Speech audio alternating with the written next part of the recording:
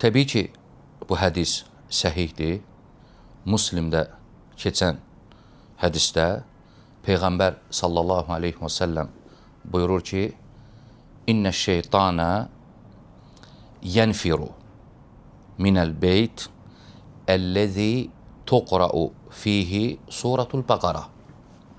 Şeytan Bəqara surəsi oxunan evdən qaçır. Bu hədis Müslimdədir.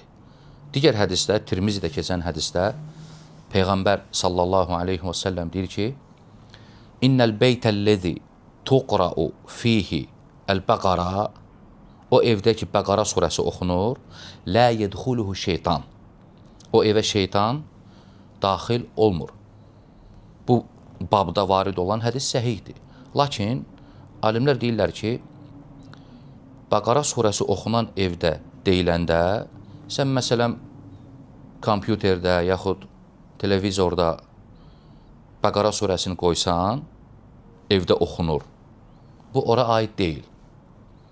O evdə ki, Bəqara surəsi oxunur, məqsəd odur ki, o ev əhlindən, düzdür, kim ki yaşamır evdə, ev əhlindən kimsə oxusun, canlı, özü oxusun.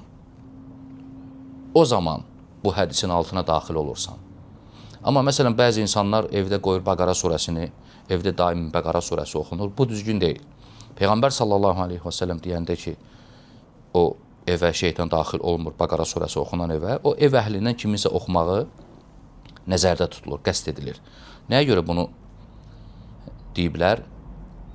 Daha doğrusu, nəyə görə Bəqara surəsi oxunan evə şeytan daxil olmur?